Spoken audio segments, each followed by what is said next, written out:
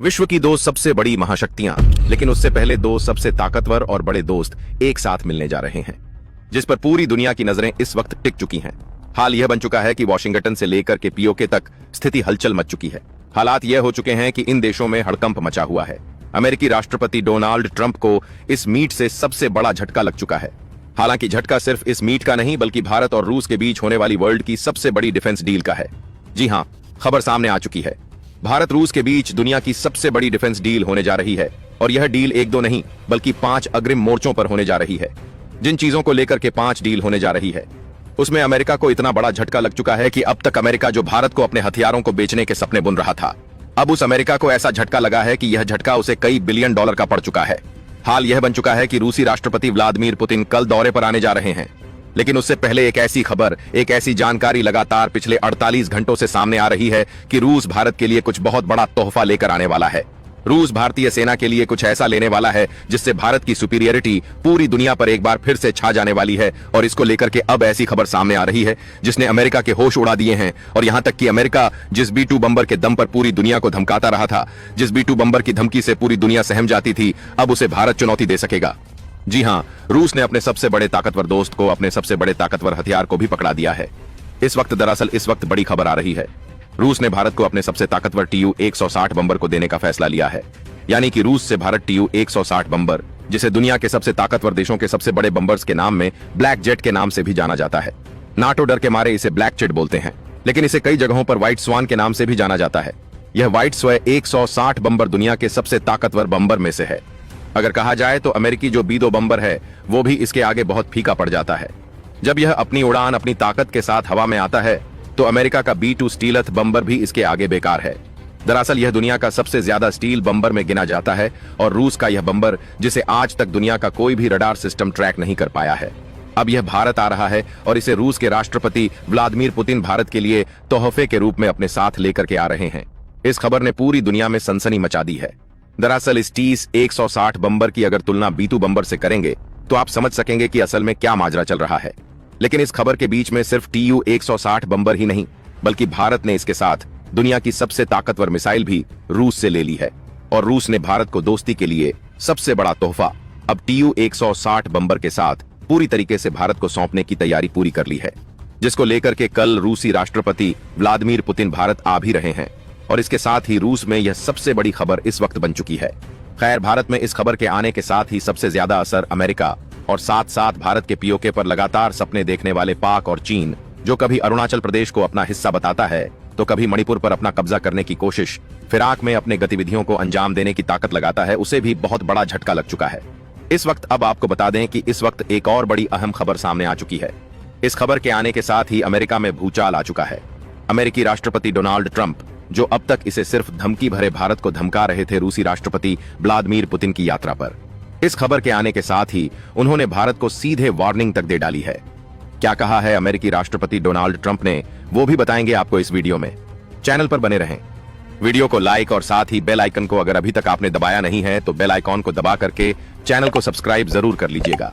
साथ ही आप सभी से एक और रिक्वेस्ट है, आप देश के जिस कोने, जिस शहर से कनेक्ट होकर के हमारी वीडियो से जुड़ रहे हैं, उस जगह उस शहर का नाम कमेंट बॉक्स में लिखना बिल्कुल भी मत भूलिएगा, ताकि हम समझ सके कि हमारे देश के व्यूअर्स हमसे किन किन जगहों से जुड़ रहे हैं। और इसके लिए चैनल को सब्सक्राइब करके बेल आइकन को ऑल पर जरूर सेलेक्ट कर लीजिएगा।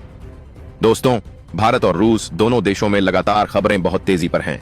लगातार पूरी दुनिया में इस बात को लेकर के चर्चा हो रही है कि भारत और रूस का यह दौरा सबसे अहम होने जा रहा है।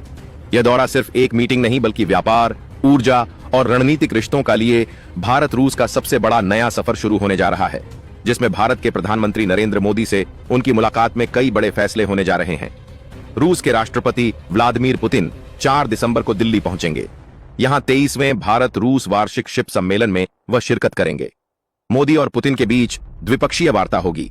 इसके बाद कई बड़े अहम चीजों पर चर्चा होगी, चाहे वह पीओके को लेकर के मुद्दा हो, और इसमें सबसे बड़ा मुद्दा पीओके और भारत की डिफेंस डील, साथ ही अमेरिकी जो ट्रेड के ऊपर लगने वाला भारत के साथ चार्जेस हैं, उन पर बातचीत होगी।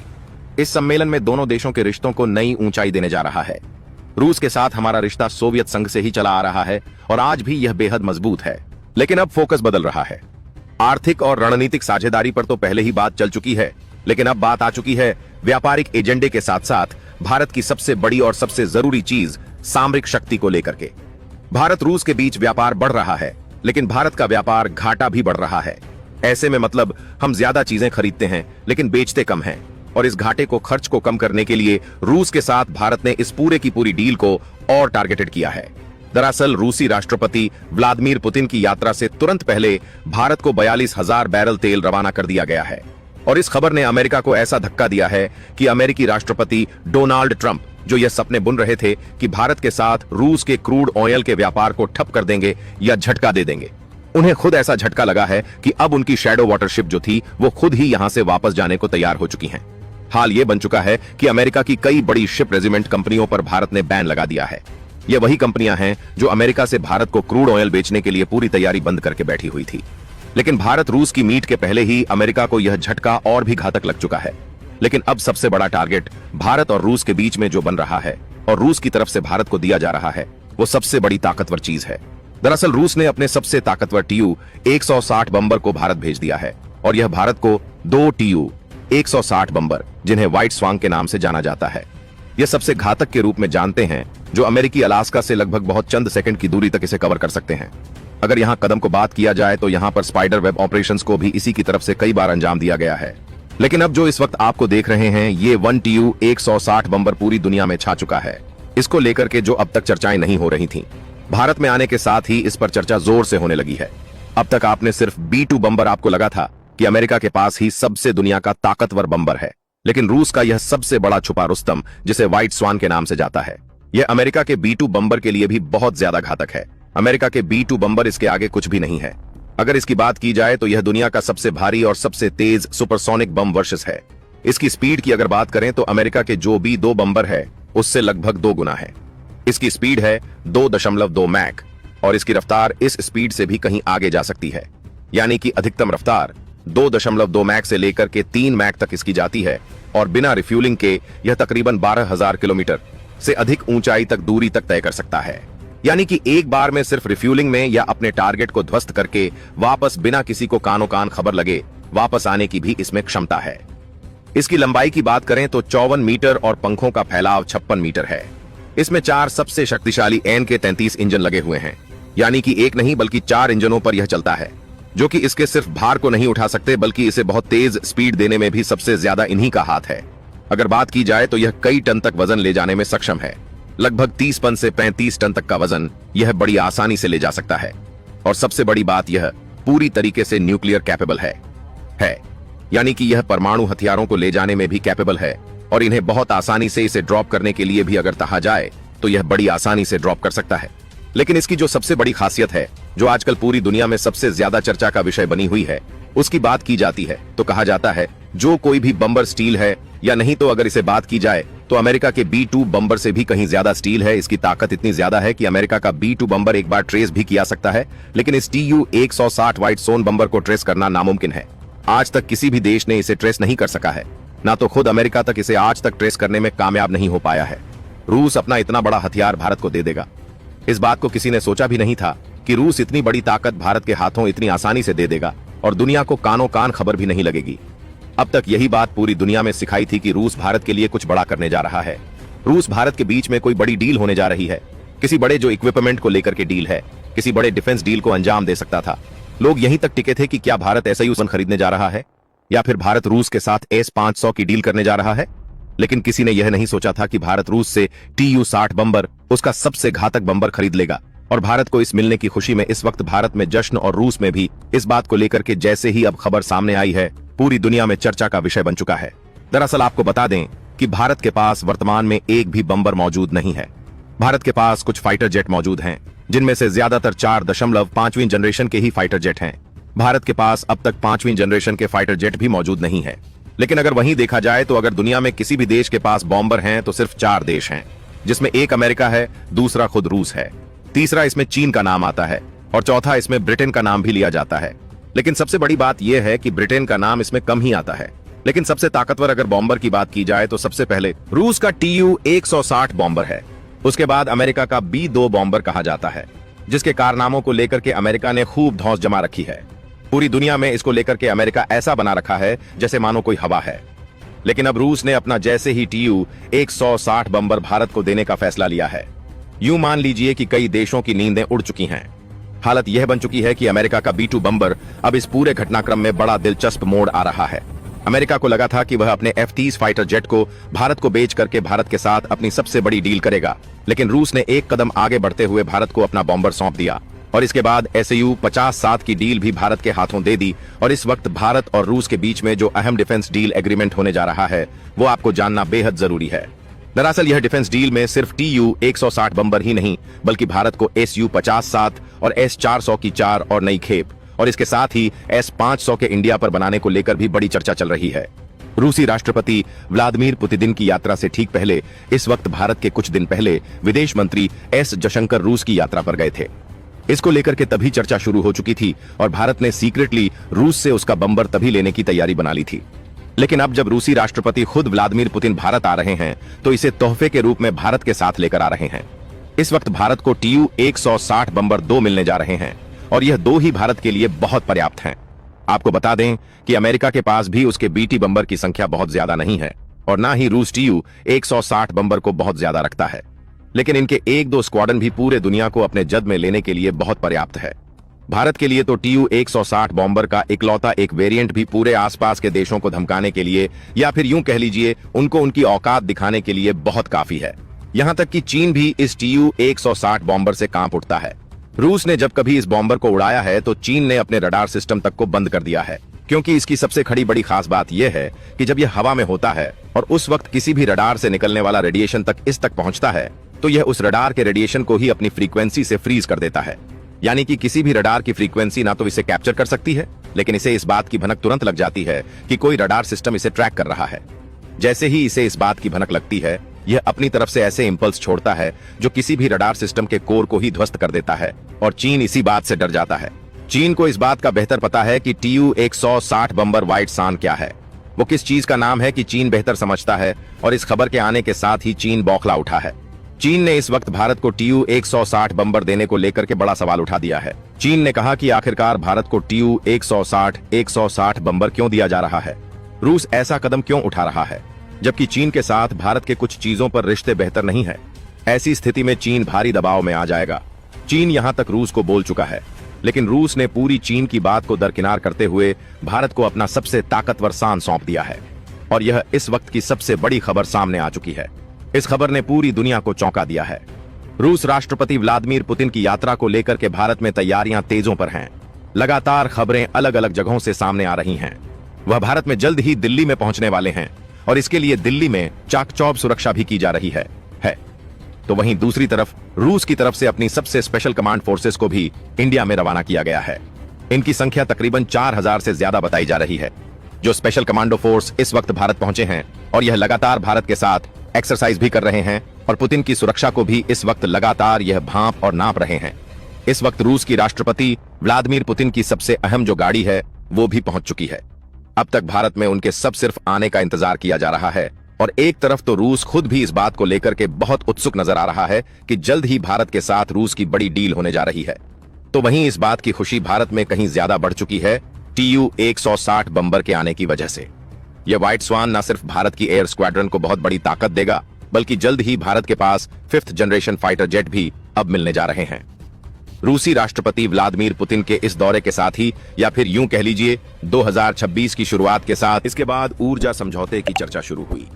एक ऐसा समझौता जो भारत की ऊर्जा सुरक्षा को अगले 40 वर्षों तक स्थिर और मजबूत रखने वाला था, क्योंकि रूस ने भारत को आर्कटिक क्षेत्र में अपनी 2 नई ऊर्जा परियोजनाओं में को ऑनर का दर्जा देने की पेशकश की थी, जिसका मतलब था कि भारत पहली बार किसी वैश्विक ऊर्जा गलियारे का निर्माणकर्ता भी होगा और नियंत्रक भी, और इससे भारत की निर्भरता मध्य पूर्व या पश्चिमी देशों पर लगभग खत्म हो जाती। यही वह बिंदु था जिसने चीन को सबसे ज्यादा विचलित किया था, क्योंकि चीन की पूरी रणनीति इसी बात पर निर्भर थी कि भारत ऊर्जा के लिए बाहरी देशों पर निर्भर रहे और रणनीतिक सौदे करने में कमजोर पड़े। लेकिन अब भारत रूस की मदद से खुद ऊर्जा का केंद्र बनने वाला था। ठीक इसी दौरान एक और अत्यंत महत्वपूर्ण मुद्दा उठाया गया, डॉलर पर निर्भरता समाप्त करने का, जो आने वाली वैश्विक आर्थिक हलचल की जड़ बनने वाला था। रूस ने भारत को प्रस्ताव दिया कि दोनों देश मिलकर एक क्लोज्ड लूप करेंसी सिस्टम बनाएं, जिसमें व्यापार सीधे रुपये रूबल में हो और यह सिस्टम स्विफ्ट या अमेरिकी निगरानी से पूरी तरह बाहर रहे। जिससे न तो प्रतिबंधों का कोई डर रहे न ही वित्तीय जासूसी का। यह बात अमेरिकी थिंक टैंकों को सबसे अधिक परेशान करने वाली थी, क्योंकि भारत डॉलर से हटता है तो दर्जनों एशियाई देश भी ऐसा करेंगे और यह बदलाव दुनिया की आर्थिक प्रणाली को उसकी नींव से हिला सकता है। इस आर्थिक चर्चा के बाद वार्ता का सबसे संवेदनशील भाग शुरू हुआ, एशिया की सुरक्षा संरचना, जहां पाकिस्तान और चीन दोनों का संदर्भ अनिवार्य रूप से आने वाला था। भारत ने साफ कहा कि पाकिस्तान का सैन्य ढांचा अब पूरी तरह चीन के नियंत्रण में जा चुका है और क्षेत्र में अस्थिरता का सबसे बड़ा स्रोत वही बन चुका है। इसलिए भारत चाहता है कि रूस इस क्षेत्र में केवल भारत के हितों का समर्थन करे। पुतिन ने बिना किसी हिचक के स्पष्ट कर दिया कि आने वाले वर्षों में रूस पाकिस्तान को किसी भी प्रकार की उन्नत सैन्य तकनीक नहीं देगा, और यह वही बात थी जिसने पाकिस्तान के स्ट्रैटेजिक सर्कल को पूरी तरह हिला दिया था, क्योंकि उन्हें उम्मीद थी कि रूस चीन के दबाव में आकर पाकिस्तान को भी सैन्य लाभ देगा। इसके बाद चर्चा उस मुद्दे पर पहुंची जिसने पूरे कमरे का वातावरण बदल दिया, स्पेस मिलिट्री कॉर्पोरेशन, जहां यह तय हुआ कि भारत और रूस मिलकर एक संयुक्त स्पेस डिटरेंस शील्ड विकसित करेंगे जो किसी भी उपग्रह पर होने वाले आक्रमण को 10 सेकंड के भीतर पहचान सके और उसका प्रतिकार कर सके। यह योजना इतनी उन्नत और संवेदनशील थी कि इसके बारे में दुनिया के सिर्फ 4 राष्ट्रों में ही सीमित जानकारी है और अब भारत उनमें से एक बनने जा रहा था। इसी बीच भारत ने रूस को एक ऐसा प्रस्ताव दिया जिसे सुनकर पुतिन भी कुछ क्षण के लिए शांत हो गए। भारत ने कहा कि वह रूस के साथ मिलकर एक एशियन सिक्योरिटी काउंसिल के गठन का विकल्प तलाश सकता है, जो नाटो जैसा होगा लेकिन केवल एशियाई देशों के लिए। और यह बात इतनी क्रांतिकारी थी कि अगर यह कभी वास्तविकता बनती है तो चीन, अमेरिका और यूरोप सभी की एशिया में शक्ति समाप्त हो सकती है। पुतिन ने इस विचार को ऐतिहासिक बताते हुए कहा कि यह वही मॉडल है जिसकी दुनिया को जरूरत है, जहां शक्तियां पश्चिम नहीं बल्कि पूर्व से निकलें। इसके बाद वार्ता का वह हिस्सा शुरू हुआ जिसका इंतजार भारत की खुफिया एजेंसियां लंबे समय से कर रही थीं, संयुक्त इंटेलिजेंस नेटवर्क। रूस ने भारत को अपनी शैडो इंटेलिजेंस फाइल्स के कुछ हिस्से दिखाए जिनमें यूरोपीय देशों की गतिविधियों के विस्तृत विवरण थे, और बदले में भारत ने रूस को वह डेटा दिखाया जिसमें चीन की गुप्त सैन्य गतिविधियां दर्ज थीं। दोनों फाइलें इतनी गहरी थीं कि यह स्पष्ट हो गया कि भारत और रूस मिलकर यूरोप और एशिया दोनों में खुफिया वर्चस्व बना सकते हैं। जब यह प्रस्तुति समाप्त हुई तो पुतिन बोले, हम मिलकर उन लोगों से भी ज्यादा देख सकते हैं जो खुद को दुनिया का रक्षक कहते हैं। और कमरे में मौजूद भारतीय अधिकारी जानते थे कि रूस की यह लाइन आने वाले समय की वास्तविकता है। इसी दौरान एक और चौंकाने वाली बात सामने आई। रूस ने भारत को बताया कि कुछ पश्चिमी देश भारत में राजनीतिक अस्थिरता पैदा करने की कोशिश कर रहे हैं ताकि भारत रूस के करीब न जाए। और यह सुनकर भारत ने तुरंत कहा कि वह भी कुछ वर्षों से यही गतिविधियां नोट कर रहा है। यह क्षण वह था। इसके बाद बात घूमकर उस बेहद संवेदनशील विषय पर गई जिसे दोनों देश अब तक सार्वजनिक रूप से कहने से बचते आए थे, वैश्विक वित्तीय नियंत्रण का अंत। भारत और रूस इस यात्रा के दौरान एक ऐसी मुद्रा विकल्प प्रणाली तैयार करने की प्रक्रिया में थे जिसे अपनाने के बाद वैश्विक व्यापार में डॉलर की पकड़ कमजोर पड़ जाएगी। और यह वह बात थी जिसे न वॉशिंगटन स्वीकार कर सकता था और न ब्रसेल्स। एक अमेरिकी थिंक टैंक की रिपोर्ट तो यहां तक कहती थी कि यदि भारत और रूस यह मॉडल लागू करते हैं तो आधी दुनिया धीरे धीरे डॉलर फ्री ट्रेडिंग की ओर बढ़ जाएगी और अमेरिका का वह वित्तीय साम्राज्य जिसे उसने द्वितीय विश्व युद्ध के बाद खड़ा किया था, कमजोर होकर ढहने लगेगा। और यही कारण था कि अमेरिकी मीडिया इस यात्रा को सबसे खतरनाक कूटनीतिक घटना बता रहा था। इस बीच जब दोनों देश ऊर्जा क्षेत्र पर विस्तृत चर्चा कर रहे थे, रूस ने एक चौंकाने वाला प्रस्ताव भारत के सामने रखा, भारत को आर्कटिक रूट का स्थायी रणनीतिक साझेदार बनाने का, जिसका मतलब यह था कि भारत उत्तरी समुद्री मार्ग से तेल, गैस और खनिज संसाधन सीधे, सस्ते और सुरक्षित तरीके से पा सकेगा। और इससे चीन की वह समुद्री रणनीति बुरी तरह कमजोर पड़ जाएगी जिस पर वह पिछले 2 दशकों से अपनी पकड़ बना रहा था। उधर भारत ने रूस को बताया कि हिंद महासागर में चीन की बढ़ती गतिविधियां केवल आर्थिक नहीं बल्कि सामरिक खतरा बन चुकी हैं, और यदि रूस भारत के साथ एक संयुक्त नौसैनिक गलियारा तैयार करता है तो चीन की समुद्री घेराबंदी की रणनीति विफल हो सकती है। रूस ने इस पर सहमति जताई और यह कहते ही कि हम हिंद महासागर में भारत की प्राथमिकताओं का सम्मान करेंगे। चीन के कूटनीतिक गलियारों में अलार्म बजना शुरू हो गया। फिर चर्चा स्पेस मिलिट्री को ऑपरेशन पर गई, जहां दोनों देशों ने एक संयुक्त अंतरिक्ष सुरक्षा केंद्र बनाने का निर्णय लिया जो किसी भी प्रकार के एंटी सैटेलाइट हमले, स्पेस जामिंग या सिग्नल इंटरफेरेंस को तुरंत पकड़ सकेगा। यह कदम इतना बड़ा था कि यूरोपीय अंतरिक्ष एजेंसियों ने इसे एशिया की सबसे बड़ी स्पेस रक्षा साझेदारी कहा। इसी दौरान भारतीय वैज्ञानिकों ने पुतिन को भारत का नया क्वांटम संरक्षित कम्युनिकेशन मॉडल दिखाया, जिससे रूस इस कदर प्रभावित हुआ कि उसने भारत को अपने अगले जनरेशन क्वांटम रिएक्टर कार्यक्रम में शामिल करने का प्रस्ताव रखा। और इस प्रस्ताव से यूरोप में खलबली मच गई, क्योंकि इसका मतलब था कि रूस और भारत आने वाले वर्षों में ऊर्जा प्रौद्योगिकी के उन स्तरों को छू लेंगे जहां आज सिर्फ अमेरिका और चीन खड़े हैं। फिर दोनों देशों के शीर्ष रणनीतिकारों के बीच वह चर्चा हुई जिससे दुनिया का सैन्य परिदृश्य बदल सकता था। यह चर्चा थी स्थायी सामरिक स्वायत्तता की, यानी भारत और रूस दुनिया के किसी भी सैन्य ब्लॉक के दबाव के बिना मिलकर अपने हथियार, अपना नेटवर्क, अपनी सुरक्षा और अपनी आर्थिक संरचना निर्धारित करेंगे। यह वह क्षण था जब पुतिन ने एक वाक्य कहा जिसने इतिहास का रुख बदल दिया। भारत और रूस अब सहयोगी नहीं, एक रणनीतिक धुरी हैं। जो हमें रोकना चाहता है उसे अपनी शक्ति पर संदेह करना चाहिए। इस वाक्य ने ही संकेत दे दिया था कि अब दोनों देश केवल मित्र नहीं बल्कि एक ऐसी साझेदारी के केंद्र हैं जो बहुध्रुवीय दुनिया का भविष्य लिखने जा रहा है। जब भारत और रूस का विश्वास एक नए स्तर पर पहुंच गया, क्योंकि खुफिया साझेदारी किसी भी संबंध की सबसे बड़ी परीक्षा होती है। बातचीत का अंतिम चरण उन गुप्त परियोजनाओं पर केंद्रित था जिन्हें दोनों देश अगली पीढ़ी के लिए विकसित करेंगे। एआई आधारित युद्ध प्रणाली, पनडुब्बी रोधी network, quantum encryption, under water surveillance grid और एशियन साइबर डिफेंस गलियारा, जो पूरे महाद्वीप की डिजिटल सुरक्षा को एक ढाल की तरह सुरक्षित रखेगा। इन योजनाओं पर मुहर लगते ही पुतिन शांत स्वर में बोले, भारत और रूस का यह गठबंधन आने वाले 100 वर्षों के लिए है। और मोदी ने जवाब दिया, यह गठबंधन किसी तीसरे देश के खिलाफ नहीं बल्कि एक नई दुनिया बनाने के लिए है। और इसी वाक्य के साथ उस बैठक का समापन हुआ जिसने दुनिया की राजनीति की धुरी बदल दी।